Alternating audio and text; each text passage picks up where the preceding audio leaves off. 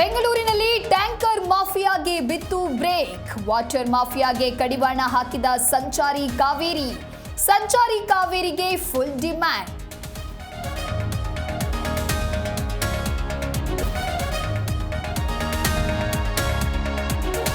ಚಿನ್ನಸ್ವಾಮಿ ಕಾಲ್ತುಳಿತ ವರದಿ ಕ್ಯಾಬಿನೆಟ್ಗೆ ಸಲ್ಲಿಕೆ.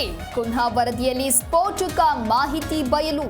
ನ್ಯಾಯಮೂರ್ತಿ ಮೈಕಲ್ ಕುನ್ಹಾ ವರದಿ ಜೀ ಕನ್ನಡ ನ್ಯೂಸ್ಗೆ ಲಭ್ಯ.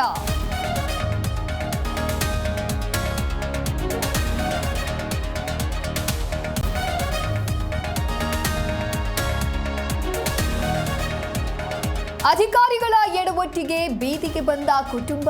50 ವರ್ಷದಿಂದ ಉಳುಮೆಯ ಭೂಮಿ ಬೇರೆಯವರಿಗೆ ಖಾತೆ. ಮಂಡ್ಯದ ಹೊಸಹಳ್ಳಿಯಲ್ಲಿ ಘಟನೆ.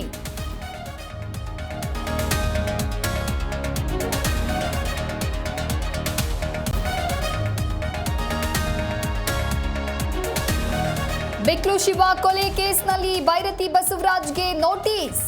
2 ದಿನದೊಳಗೆ ವಿಚಾರಣೆಗೆ ಬರುವಂತೆ ತಾಕೀತು. ಮಾನವ ಹಕ್ಕುಗಳ ಆಯೋಗಕ್ಕೆ ವಕೀಲರು ದೂರು.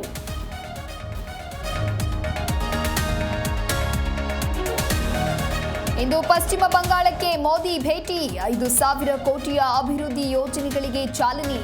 ಕೇಂದ್ರದ ವಿರುದ್ಧ ಮಮತಾ ಬ್ಯಾನರ್ಜಿ ಕಿಡಿ.